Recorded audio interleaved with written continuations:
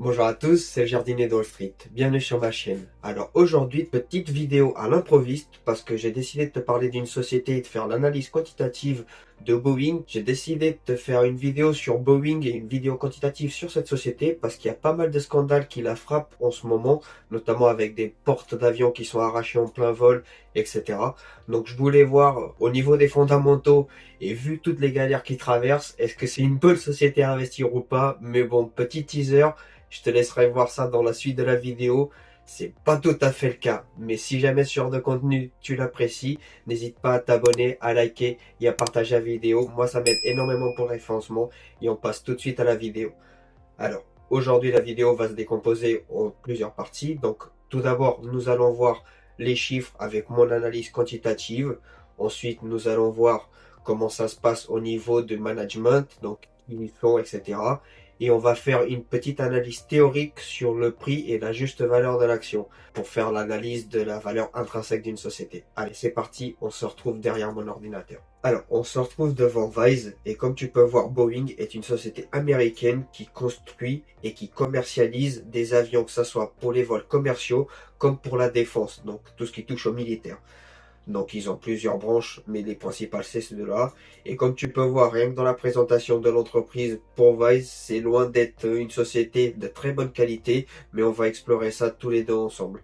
Alors, comme tu peux voir par rapport à mon analyse quantitative, moi je prends plusieurs ratios qui sont disponibles là en face. Donc si jamais tu sais pas de quoi je parle, je t'invite à aller voir ma vidéo qui t'explique ma méthode de sélection d'actions, que je te l'affiche juste en haut à droite ou à gauche, je sais jamais où ça va.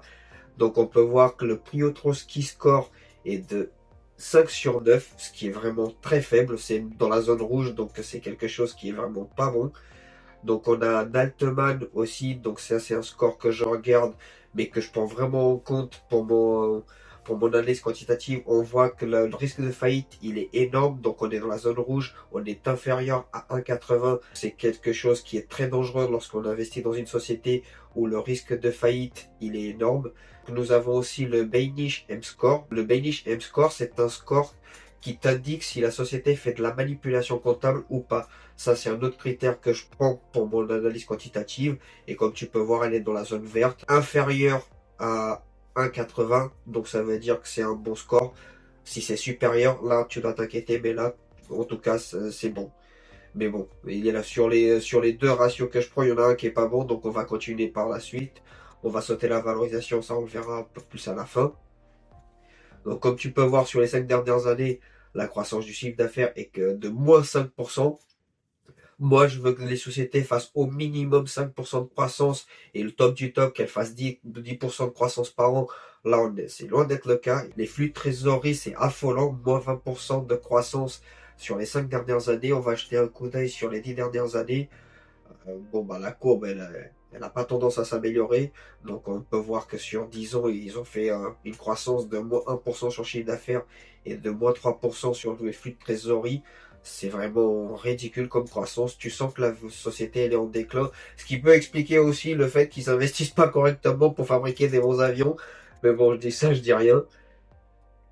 Pareil, les marges brutes, elles sont ridicules. Une marge brute de 3%. On ira sur Gros Focus un peu plus tard pour regarder un peu ce qui fait la concurrence. Mais c'est pareil, la marge d'exploitation à moins 7%, voilà. Je sais même pas quoi dire. La marge nette, c'est pareil, moins 7%. On va jeter un coup d'œil sur les 10 dernières années. Bon, ok, c'est un peu mieux, mais c'est pas transcendant. Enfin, on a 10% de marge brute, c'est ridicule. Même pas 1% de marge d'exploitation. Bon, passons parce que là, c'est quelque chose vraiment de... C'est ridicule comme marge. La R&D, elle représente 45% du résultat brut sur 5 ans. La VBA, donc tout ce qui touche à l'administratif, représente 65% du résultat brut. Donc autant te dire que là, en gros, entre la R&D et la VBA, donc tu as toute la marge brute qui passe, qui justifie en fait le fait qu'ils aient une marge nette négative du coup. Et le CAPEX, il représente moins 87% du résultat net. Alors moi, à première vue, ce chiffre-là, ce qui m'indique, c'est que c'est une société qui est en déclin parce qu'ils vendent des actifs pour pouvoir en fait renflouer les caisses. Donc on va voir si les actionnaires sont dilués aussi un peu plus tard. On va voir s'ils émettent des actions. Mais là, en fait, là, le CAPEX qui soit négatif comme ça, même si techniquement, dans mon analyse quantitative, ça lui donne un point vert, c'est pas bon signe du tout, clairement. Donc, on va voir la rentabilité. Donc, au niveau de la rentabilité, donc sur les 5 ans, on peut voir que le ROE, il est de 29%. Mais bon, faut faire attention parce qu'il peut être influencé par la dette si les actifs sont achetés par la dette et que du coup, tu as des faibles capitaux propres. Donc, du coup, ça peut influencer à la hausse. Mais j'ai déjà regardé un peu la fiche et je peux te garantir que tu as du souci à te faire quand tu es actionnaire là-dedans. Donc, le TTM, les 12 derniers mois, donc c'est pareil, 13%. Les ROA en négatif sur 5 ans. Même pas 1% les 12 derniers mois. Le roi, c'est pareil, ça veut dire que la société détruit de la valeur. Parce que si le roi qu'il est au négatif, ça veut dire qu'ils détruisent de la valeur. Euh, Pareil, en comptabilité, ils sont, je suis désolé, ils sont nuls à chier. Enfin, il n'y a pas d'autre terme. Et là, on va regarder au niveau du bilan. Et au niveau du bilan, quand j'ai vu ça, j'ai paniqué. Bon, déjà, la dette sur les capitaux propres représente 300%, ce qui est colossal. Il faut 22 ans pour rembourser la dette de résultat net. Le cash flow opérationnel représente même pas 11%, enfin ça représente 11%, c'est ridicule. Et le current ratio, donc le ratio, les actifs court terme remboursent 1,14 fois les passifs court terme.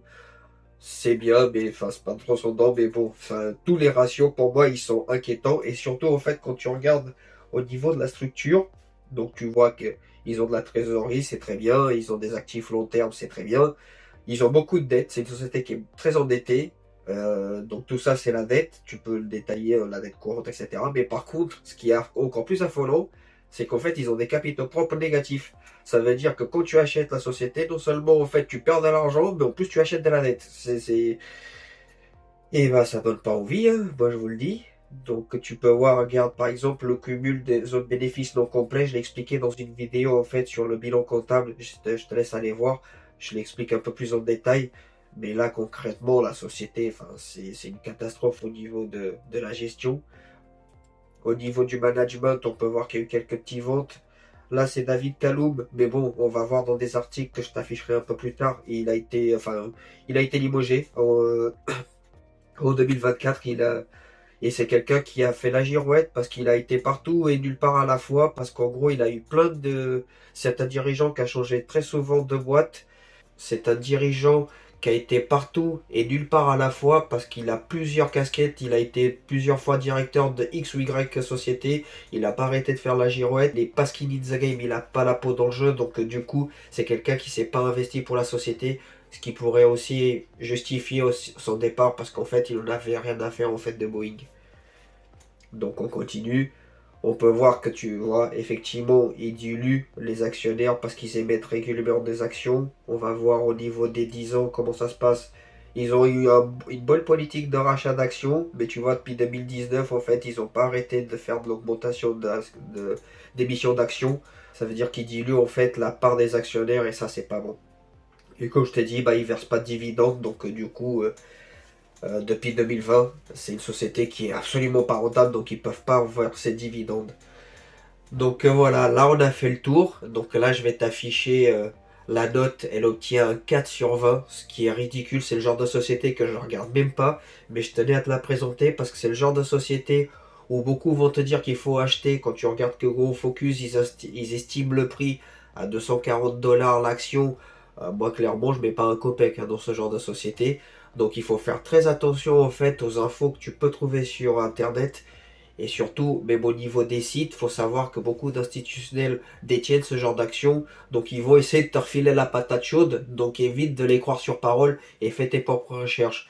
Et comme tu peux voir là, l'action, elle a une note non seulement qui est affreuse, mais en plus elle a des fonds, enfin une analyse quantitative, elle est catastrophique. C'est une société qui est pas rentable. Tu perds de l'argent quand tu achètes de la dette et en plus tu perds de l'argent. Enfin c'est vraiment une société à fuir à tout prix. Et là, on va voir quelques petits articles, comme tu peux voir au niveau des scandales, on retourne sur mon ordinateur. Avant d'aller voir les articles, ce qu'on va faire, c'est qu'on va aller jeter un coup d'œil à Go Focus pour voir ce que la concurrence elle fait. Donc là, du coup, on est sur Go Focus et comme tu peux voir, l'industrie, la marge médiane sur 10 ans, la marge brute médiane est de 26%, alors qu'eux, ils sont à 9%.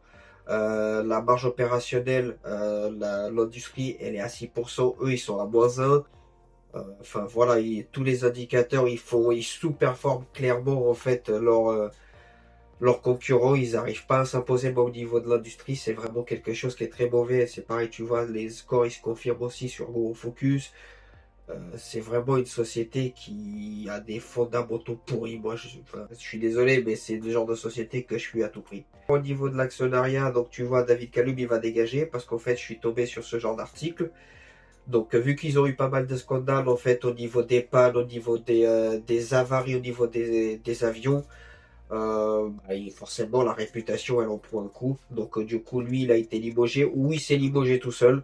Donc, bon, c'est un moindre mal, on va dire ça comme ça. Donc là, comme tu peux voir, on se retrouve devant la valorisation de Wise. Donc là, selon le Evo EG, elle est surévaluée de plus de 500% puisque le juste prix serait de 21 $ et 53 cents alors que le prix actuel est de 189 $ et 50 cents. La méthode Discounted Free Cashflow n'est pas disponible droite de régression parce que je me suis pris l'abonnement pro de Mooning et donc techniquement si on regarde la droite de régression elle serait surévaluée parce que le prix actuel donc il est de 192, enfin ils sont pas tout à fait à jour sur certains trucs, que ça soit sur Vice, il y a un petit décalage par rapport au prix le temps qu'ils actualisent leur formule, mais pas de régression, elle est estimée à 337 $. Même à 337 $, moi je mets pas un dollar là-dedans. Enfin, ça c'est le genre de société. Après, c'est pas des conseils en investissement. Faites ce que vous voulez. Je vous ai juste présenté la société comme ça. Mais franchement, moi ça m'inquiète. Enfin, ce genre de société, moi ça m'inspire pas du tout confiance. Mais ça, c'est le genre de société. Moi, clairement, Boeing, c'est le genre de société dans laquelle je n'investis pas. Et je vais même pas me donner la peine de faire une analyse fondamentale parce que je perdrai mon temps plus qu'autre chose. J'espère que cette vidéo t'aura plu. Fais très attention lorsque tu investis. N'hésite pas à faire des recherches poussées et à ne pas croire tout ce que tu lis ou que tu vois sur Internet. C'était le jardinier de Wall Street. N'hésite pas à t'abonner et à partager cette vidéo. Je sais me dépêcher aujourd'hui pour récolter des biens demain. Ciao les amis.